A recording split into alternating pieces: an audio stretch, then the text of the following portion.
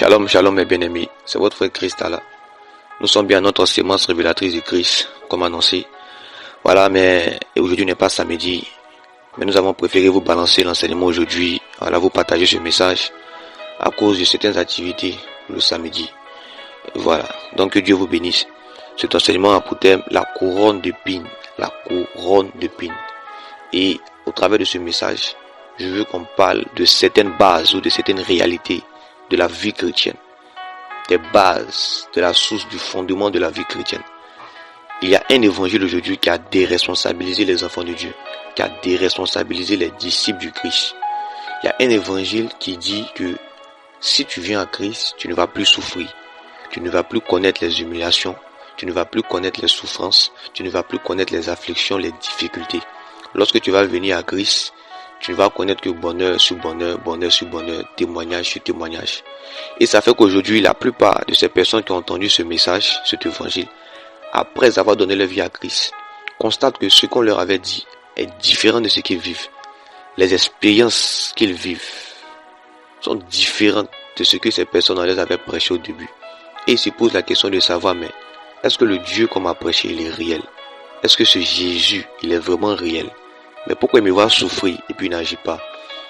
Donc voilà cet évangile aujourd'hui qui a déresponsabilisé certains chrétiens et qui les a fait voir la vie chrétienne sous un autre angle. Et ils ont mis à part ce qui fait de nous des véritables disciples. C'est la couronne d'épines. J'ai vu et j'ai observé dans ma Bible que la première part qui est réservée aux disciples, c'est pas d'abord les bénédictions, mais c'est d'abord la couronne d'épines. Et qu'est-ce que peut représenter la couronne d'épines? Ça représente quoi? C'est quoi la couronne d'épines? La couronne d'épines peut symboliser et symbolise tout ce qui est comme difficulté, est comme souffrance, est comme humiliation, est comme affliction. C'est ça la couronne d'épines. Et chacun d'entre nous, nous avons part à notre couronne d'épines. Chacun d'entre nous, nous avons part à notre couronne d'épines. Et le souci, c'est pas la couronne d'épines, mais c'est comment est-ce que tu vois cette couronne. C'est ça qui fera la différence. Comment est-ce que tu vois cette couronne?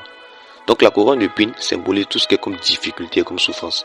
Donc si tu dis que tu es disciple, que tu es chrétien, tu as donné ta vie à Dieu, la première chose à laquelle tu devrais t'attendre, c'est les afflictions, les humiliations et les frustrations. Si tu étais quelqu'un qui était beaucoup frustré avant de connaître le Christ, après l'avoir connu, tu seras doublement frustré.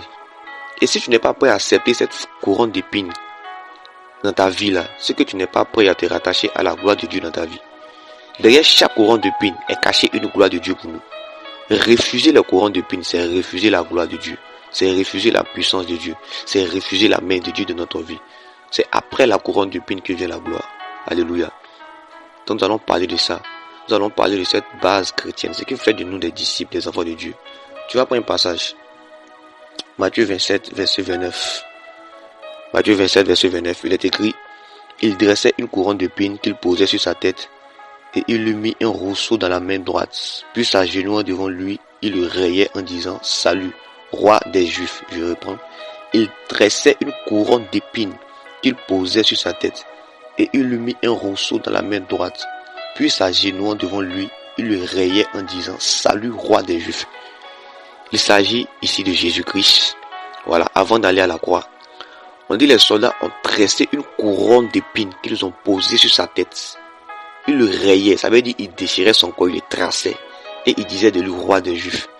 On dit ils ont tressé une couronne d'épines qu'ils ont posée sur sa tête. D'abord, c'est quoi une couronne?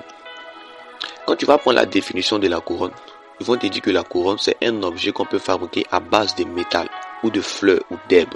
C'est un cercle, voilà. C'est un cercle qu'on peut fabriquer à base de métal, de fleurs ou d'herbes, qui se pose sur la tête en marque d'honneur. La couronne est un cercle qui se pose sur la tête, qui symbolise l'honneur, qui est une marque d'honneur. Donc, la couronne qui était sur la tête de Jésus là, il ne voyait pas ça comme une souffrance, il ne voyait pas ça comme une difficulté, mais il voyait ça comme un honneur qui était sur sa tête. Et on dit une couronne d'épines. Les épines, qui connaît épines? C'est pointu comme ça. Voilà, c'est pointu, c'est comme les aiguillons. Regarde quand tu marches, mais puis pointe te pique, comment ça te fait mal? À plus forte raison, ils vont mettre aiguilles sur ta tête, plusieurs aiguilles sur ta tête, comme une couronne. Enfoncer ça sur ton crâne. Donc il faut voir un peu comment Jésus saignait, voir un peu comment la souffrance il pouvait endurer.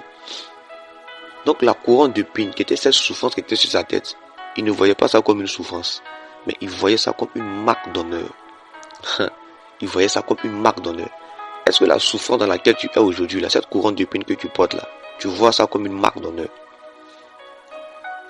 Voilà où je dis, le souci c'est pas la couronne, mais c'est comment est-ce que tu vois cette couronne. Si Jésus avait réfugié cette couronne, certainement qu'il y a une partie de sa gloire qui allait délaisser. Tout était fait, c'était d'abord spirituel, c'était fait exprès. Donc, est-ce qu'aujourd'hui tu peux t'asseoir et puis voir la souffrance que tu traverses là comme étant un signe d'honneur dans ta vie? Il y a un signe qui va te montrer que tu es vraiment un disciple du Christ. C'est lorsque tu vas commencer à voir les afflictions comme des grâces. Lorsque tu vas commencer à voir les problèmes et les difficultés comme les grâces, c'est un signe qui te montre réellement que tu es un disciple du Christ. Il dit, heureux seriez-vous lorsqu'on vous outragera à cause de moi, à cause de la parole. Donc être disciple d'abord, on voit que c'est d'abord passer par les souffrances, d'abord passer par les humiliations. Et la Bible nous dit que la couronne d'épines qui a été dressée, qui a été posée sur la tête de Jésus, suite à cette définition, c'était pour lui comme un signe d'honneur. Donc quelqu'un qui accepte la couronne d'épines, voilà un type de prière qu'il peut faire. C'est de prier pour que Dieu augmente ses niveaux de frustration. Parce qu'il sait que derrière chaque frustration qu'il subit pour Christ, il y a une gloire qui est réservée. Est-ce que tu peux t'asseoir et prier pour que Dieu augmente tes frustrations et tes soucis, tes problèmes? Parce que derrière chaque souffrance, derrière chaque humiliation, il y a une gloire qui est réservée. Et si tu vois aujourd'hui le problème que tu vis, la souffrance que tu endures, comme étant une souffrance, comme étant un abandon total, Dieu ne te voit pas. Tu n'es pas encore sur le point, tu n'es pas sur le point d'être disciple, tu n'es pas encore disciple du Christ. Tu n'es pas prêt à accepter la gloire qui est réservée à ces souffrances-là. Et aujourd'hui, on a beaucoup d'enfants de Dieu qui ont laissé la voie du Christ, qui ont quitté des communautés, qui ont dit que Dieu n'existe pas, parce qu'il y a des souffrances qu'ils endurent. Non, ils se disent que non, ce Dieu qu'on m'a prêché là, non, c'est pas ce Dieu-là que je suis en train de vivre. Bien aimé, la première part qui est d'abord réservée aux enfants de Dieu, c'est la couronne d'épines. Il y a un soi-disant artiste qui a rendu son témoignage disant que lui, il a donné sa vie à Dieu depuis des années, mais il ne vend pas des disques. Vous le connaissez certainement. Je ne vais pas donner de nom. Voilà, il a donné sa vie à Dieu il y a longtemps. Il lui a parlé de Jésus, mais il ne voit pas ce Dieu-là. Donc, lui, il préfère retourner à ses fétiches. Ça, c'est ces gens de personnes-là qui sont venus à Christ par intérêt, qui n'ont pas réellement compris la base de l'évangile, de la vie chrétienne. Le fondement de la vie chrétienne, ils n'ont pas compris. Et c'est des choses, si tu as raté, tu n'as pas compris, tu vas venir à Christ, tu vas te retourner. Les gens qui ne sont pas prêts à porter leur couronne d'épines ne sont pas aussi prêts à suivre le Christ. Être prêt à suivre le Christ, c'est accepter que la couronne que nous portons, les difficultés que nous portons aujourd'hui, soit pour nous comme un signe d'honneur. Quelqu'un qui porte une couronne, c'est quelque chose qui est visible de tous, c'est pas caché. C'est pas caché. Donc il faudrait que tes humiliations aujourd'hui soient visibles aux yeux des autres. Soient visibles aux yeux des autres. Et que demain, ces mêmes personnes puissent témoigner de ce que tu vivais, de ce que tu endurais, mais de ce que Dieu a fait dans ta vie. Lorsque Jésus était humilié, lorsque cette couronne d'épines était sur sa tête, il acceptait ça à cause de la joie qui lui était réservée. Et c'est à cause de ça qu'il est monté vers son Père et il est assis à la droite de son Père.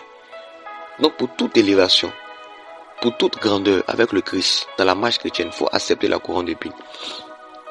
Sans cette marque d'honneur qu'on nous pose sur ta tête, sans cette marque d'honneur qui va venir se poser, qui va venir se mêler à ta vie, tu ne peux pas voir la manifestation et la gloire de Dieu.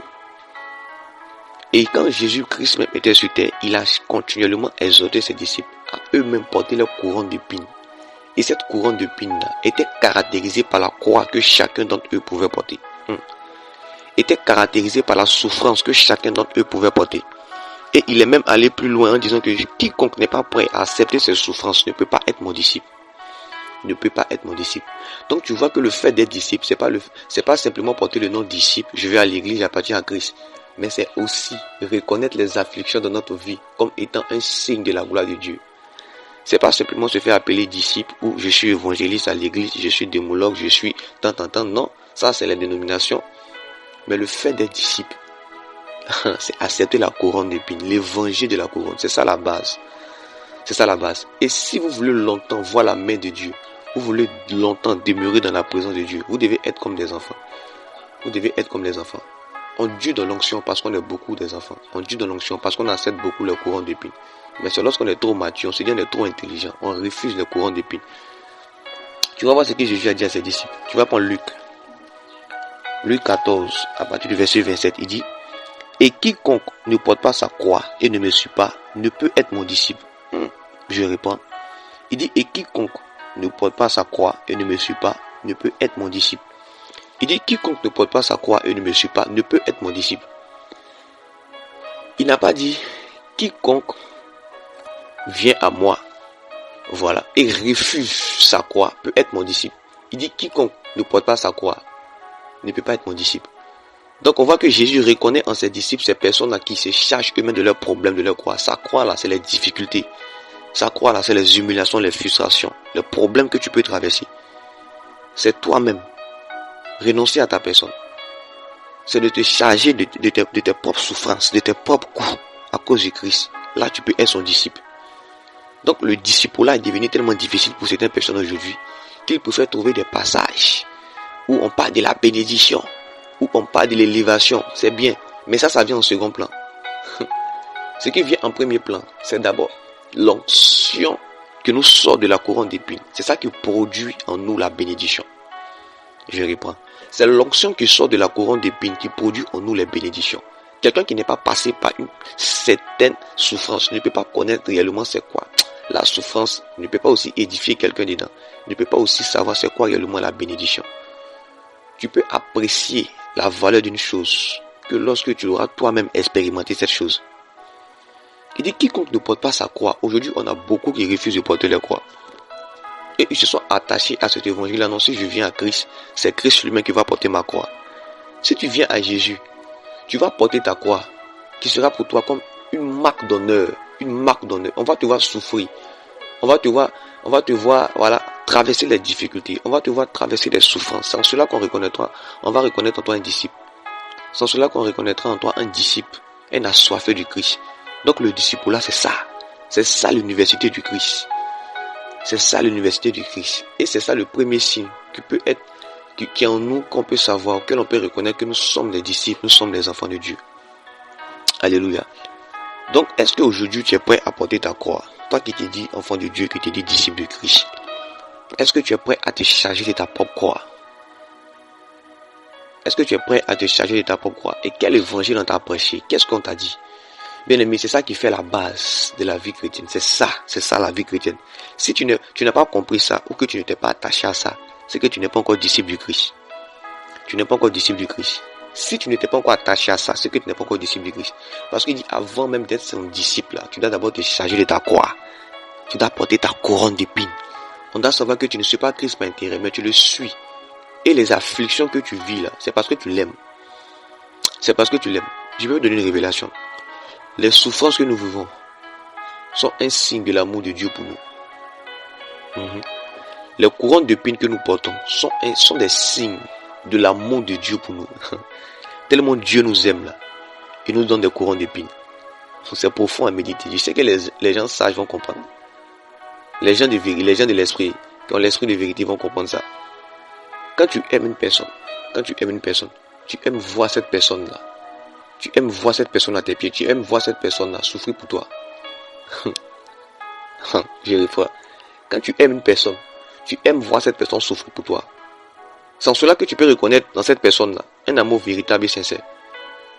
Donc tu ne peux pas venir à Christ. Tu ne peux pas venir à Christ en sautant les étapes, en sautant les épreuves. Tu ne peux pas venir à Christ par la facilité. Tu ne peux pas venir à Christ en refusant la couronne d'épines. Ça, c'est la discipline. C'est la discipline du Christ. Et tout disciple qui veut être comme son maître doit accepter cette matière qui est la couronne d'épines. Les souffrances et les humiliations sont les premiers pas que Jésus a réservés à tous ses enfants. C'est pas pour te décourager. C'est pas pour que tu aies peur. Mais c'est pour que tu aies ça en esprit. Et que tu saches que la vie chrétienne, c'est le début de toute forme de souffrance. Il dit, heureux seriez-vous lorsqu'on vous outragera, on vous méprisera à cause de moi, à cause de la parole. Ta couronne d'épines, c'est d'accepter qu'au quartier, Tout le monde boit sauf toi, mais quand tu es train de pasteur ta grosse Bible. C'est ça la couronne d'épines. Accepter qu'on te dise que tu es homosexuel parce que tu fuis les filles, tu fuis les femmes, parce que tu ne veux pas désobéir à Dieu. Donc tout le monde te traite d'homosexuel. C'est ça la couronne d'épines. Tu subis les humiliations, les frustrations, tu subis les outrages à cause de Christ. J'ai un ami à moi, on le traite d'homosexuel. Parce que quoi?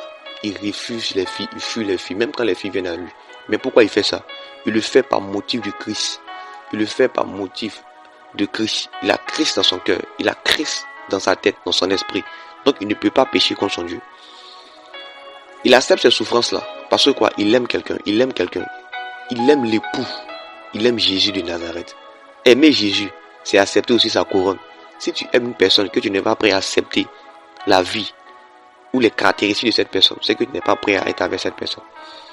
Donc ne pense pas que être disciple, être enfant de Dieu, c'est se saper et aller à l'église les dimanches, c'est bien, tu vas honorer ton père. C'est saluer les frères en Christ, voilà, c'est faire les dons, les présents. Mais si toi-même dans la fiction, tu n'es pas prêt à supporter, à endurer, c'est que tu n'es pas encore disciple.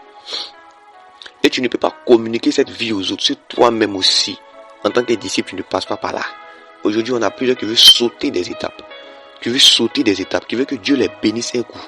Non, Dieu n'est pas magicien. Il est plus que les magiciens, mais il n'est pas magicien. C'est un processus. C'est un processus. Il dit cherchez quoi d'abord? Premièrement, la justice et le royaume de Dieu. Et tout cela vous sera donné par-dessus tout. Ça veut dire quoi? Il dit le royaume de Dieu aussi, c'est quoi? C'est pour les violents. C'est ça, non? Voilà.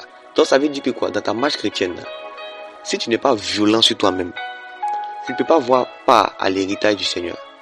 Et être violent, c'est ça aussi, passer par la couronne d'épines. Accepter tout ça. C'est lorsque tu vas passer par ces étapes-là que tu pourras avoir part à toutes sortes de bénédictions. Mais tu ne peux pas désirer la bénédiction avant la couronne d'épines. C'est pas possible. Jésus n'a pas été crucifié avant de recevoir la couronne d'épines. Il a reçu d'abord la couronne d'épines, l'humiliation ici même d'abord, avant d'aller être élevé à la croix. Et ce symbole sur sa tête était pour lui comme un signe d'honneur. Était pour lui comme un signe d'honneur. Si vous vous rappelez de la définition de la couronne, c'est une marque qu'on pose sur la tête en signe d'honneur, en signe de joie. Waouh! Est-ce qu'on peut trouver des disciples comme ça, les pralias? Est-ce qu'on peut trouver des disciples comme ça? De voir chaque souffrance, chaque endurance, chaque épreuve comme une marque de joie. Il y a deux catégories de personnes dans la présence de Dieu. Il y a les personnes résilientes et il y a ceux qui se voient comme des victimes. Je reprends. Il y a deux catégories de personnes dans la présence de Dieu. On a les personnes résilientes et on a ceux-là qui se voient comme des victimes. Ceux qui se voient comme des victimes vont se poser toujours la question de pourquoi cela m'arrive? Pourquoi? Les victimes, ceux qui se voient comme des victimes se posent toujours la question du pourquoi? Pourquoi cela m'arrive? Pourquoi je suis malade? Pourquoi telle souffrance m'arrive? Pourquoi telle épreuve? Est-ce que Jésus ne me voit pas? Pourquoi? Ça, c'est ceux qui se voient comme des victimes. Et ceux qui se voient comme des personnes résilientes là, ils ne se posent pas le pourquoi, mais ils se posent le comment. Comment trouver une solution? Comment sortir de cette épreuve? Comment? Ils posent la question du Dieu. Bon, je vis telle chose, mais comment faire pour voir telle chose, telle manifestation dans ma vie? Comment faire pour avoir telle solution? Ça, c'est les personnes résilientes. Ils sont résilientes. Ils savent qu'il y a toujours une solution à toute chose et que Dieu répond toujours par rapport à une situation précise. Dieu ne répond pas au pourquoi, mais il répond au comment. Est-ce qu'il y a quelqu'un qui a compris cette parole? Dieu ne répond pas au pourquoi, mais il répond au comment. Parce que le pourquoi là, Dieu ne répond, ça ne regarde pas Dieu, mais le pourquoi. Ça n'a pas d'importance, mais c'est le comment Dieu répond. Et il cherche des personnes sages qui vont lui poser le comment. Et Dieu ne veut pas que tu te vois comme une victime. Le problème c'est que tu te vois toujours comme une victime. C'est toi la victime. Dieu ne veut pas que tu sois une victime, mais il veut que tu te vois comme une personne qui est victorieuse dans toutes choses. Tu dois être résilient. Tu dois être une personne résiliente dans les souffrances. Tu dois te poser toujours le comment et non le pourquoi. Les victimes sont des personnes qui souffrent beaucoup, sont des personnes qui endurent beaucoup, parce que c'est eux qui doivent, c'est eux qui doivent avoir part à toutes sortes de bénédictions. Non, Dieu ne les voit jamais. Si Dieu te fait la grâce de toujours respirer, ça veut dire qu'il a toujours un plan pour toi. Si tu t'es endormi, que tu t'es réveillé, tu n'es pas mort, ça veut dire que Dieu veut quelque chose pour toi dans ce jour où tu es. Alors tu ne dois plus te poser la question du pourquoi de la souffrance que tu vis, mais tu dois voir cela comme un sujet de gloire. Tu dois voir cela comme un sujet de gloire, un sujet de joie pour la manifestation de Dieu dans ta vie, de la puissance de Dieu dans ta vie. Mais tant que tu vas te lamenter, tu vas rester sur ta même souffrance. Tu vas rester là sur ta souffrance, à t'apitoyer sur ton sort. Dieu ne va pas regarder tes larmes pour agir, non. Mais il va voir ta résolution. Il dit, à tes résolutions répondra le succès. Si tu n'es pas résolu en toi, mais tu es là, tu pleures, parce que tu refuses ta couronne d'épines, je t'assure, tu risques de passer à côté de ta grâce. Tu risques de passer à côté des bénédictions que Dieu a prévues pour toi.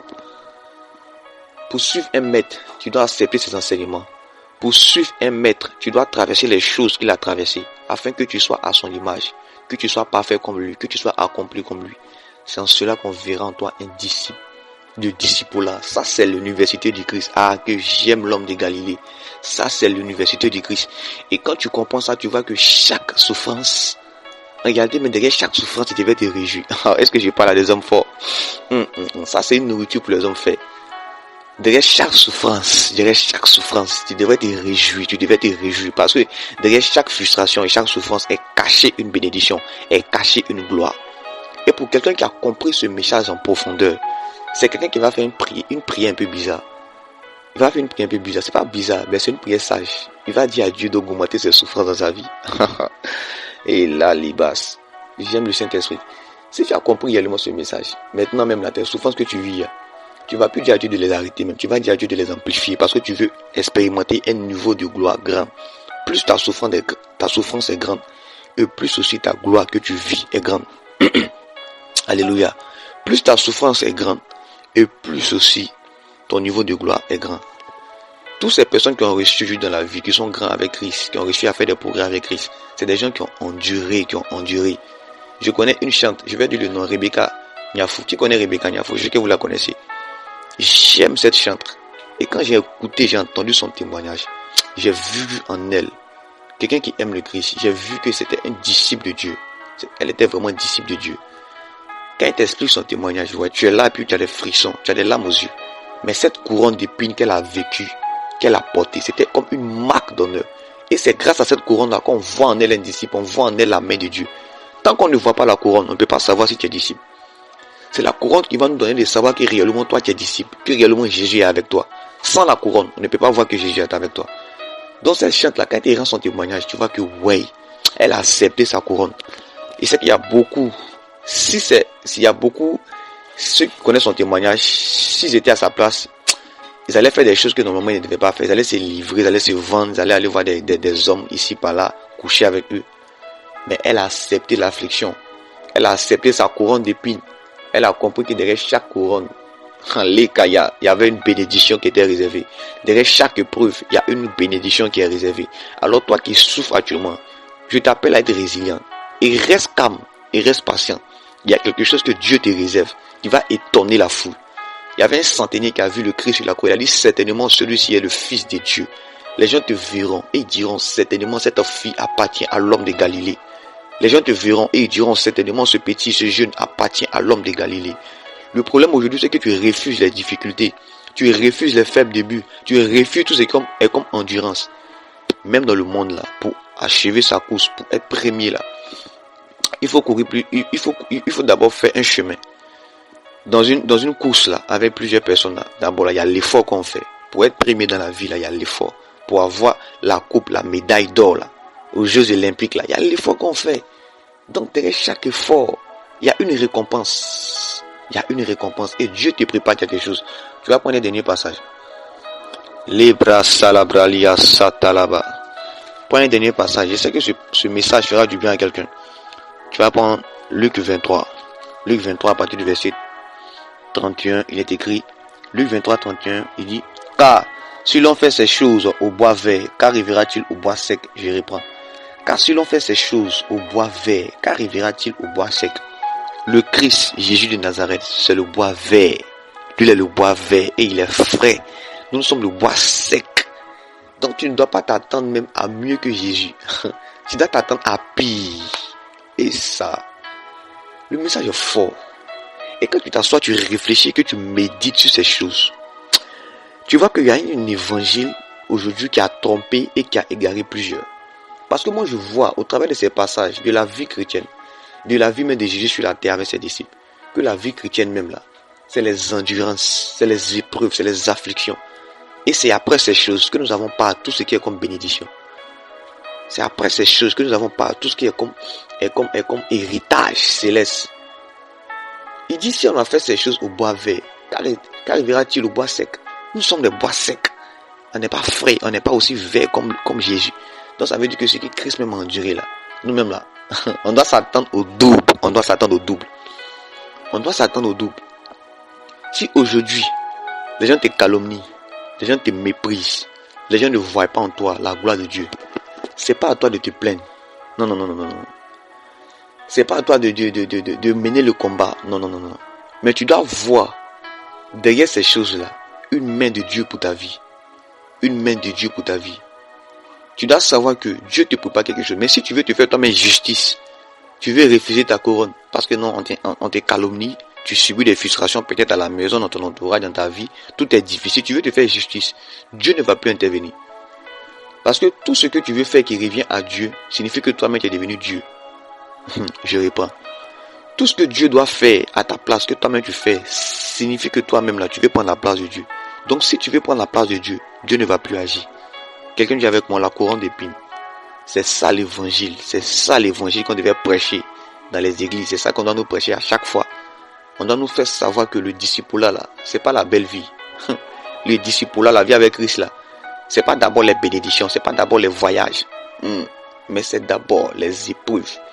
Parce que si Dieu ne t'a pas éprouvé, Dieu n'a pas envoyé en toi des épreuves, il ne peut pas savoir si tu es son disciple. Tu n'es pas son disciple, comme on l'a vu. Il dit si tu ne charges pas ta croix, tu n'es pas prêt à porter cette couronne d'épines, tu ne peux pas être mon disciple. Et là, à quel point il a souffert, il y a cette souffrance. Toi, mais quand point te pique déjà, ça te fait mal. Mais en lui, ils ont posé ça sur sa tête, des épines. Et c'est piquant comme ça. Ils ont enfoncé ça dans son crâne. Mais il a vu cela comme un sujet de joie. Waouh. Il a vu cela comme un sujet de joie. Je prie, j'intercède pour toi maintenant qui écoute ce message. Que Dieu te fasse voir les souffrances et les épreuves que tu traverses comme des sujets de joie. Comme des sujets de joie. C'est-à-dire quand tu fais ça comme ça, Dieu est assis sur son trône, il te regarde. Et puis il soulève son boubou. Il se lève. Et puis il dit, voilà mon disciple. Voilà mon disciple. Il est fier de toi. Il envoie les anges maintenant pour te servir. Il envoie la nuée du ciel maintenant pour te bénir. Parce que tu sais pourquoi tu es en Christ. Tu sais pourquoi tu es en Christ. Et si tu n'as pas compris ce genre de message, tu n'as pas compris cet évangile-là, tu risques facilement de laisser la vie chrétienne. Je t'assure, frère. Tu risques facilement d'abandonner le Christ. Si tu vois plusieurs aujourd'hui ont laissé le chemin du Christ, si tu vois plusieurs aujourd'hui se sont retenus dans le monde, c'est parce que c'est des gens qui ont refusé la couronne d'épines. Ils ont refusé les souffrances. Ils ont refusé les difficultés. Ils pensaient que tout allait être rose, tout allait être beau. C'est Dieu béni. Il y a tous en Christ, mais d'abord, c'est la couronne d'épines. C'est grâce à la couronne d'épines qu'aujourd'hui, là, nous, là, on peut être sauvés. C'est grâce à ça. Parce que cette couronne-là, ce sacrifice qu'il a fait, là, et le fait qu'il ait accepté cette humiliation sur sa tête, cette couronne sur sa tête, cette humiliation qu'il a vue comme une gloire, là, c'est grâce à ça aujourd'hui que nous sommes sauvés. Et c'est grâce à ça qu'aujourd'hui, il y a beaucoup de fruits que nous pouvons porter. C'est grâce à la couronne de fruits que tu peux porter beaucoup de fruits. Pour communiquer la vie aux autres. Pour communiquer la vie aux autres aussi. Être aussi une source de bénédiction, là. Tu dois aussi avoir la couronne d'épines. Voilà. Jésus est pour nous une source de bénédiction. De vie éternelle. Donc pour que toi aussi tu puisses porter la vie là, tu dois aussi accepter la couronne d'épines. Aujourd'hui tu dis je vais être le pilier de ma famille. Je vais être la source de bénédiction de ma famille. Très bien. Mais est-ce que tu es prêt à porter la couronne d'épines? Derrière chaque niveau de gloire que tu vas atteindre, il y a un certain niveau de souffrance que tu vas traverser.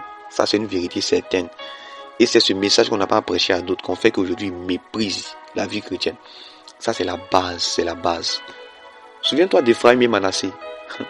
Souviens-toi de leur histoire. Là tu vas voir que c'est pas forcément que tu sortes premier d'une famille qui signifie que c'est toi qui vas assurer la relève de la famille, qui va conduire la famille. Non. Ça peut être ton petit frère. Mais est-ce que toi tu es prêt d'abord à porter la couronne? Tu es prêt à accepter les souffrances qui vont te donner ce niveau de gloire en Jésus-Christ et dans tous les domaines de ta vie? Alors que Dieu te bénisse.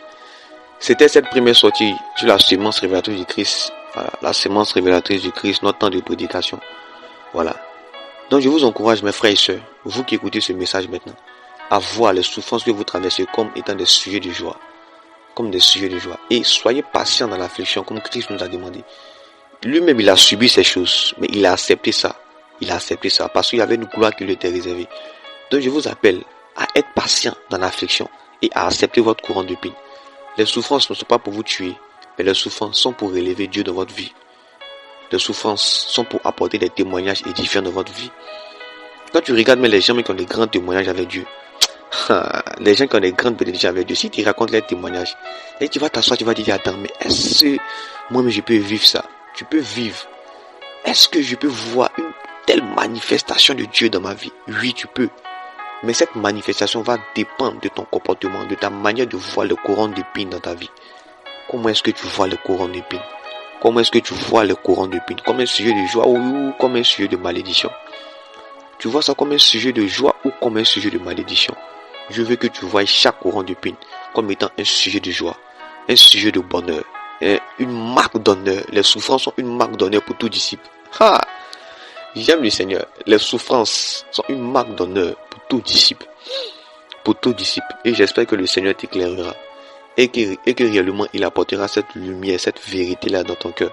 Et qu'il va te convaincre de ces choses qui viennent de lui. Alors que Dieu te bénisse. Shalom, shalom sur vous. C'était votre frère Chris Allah.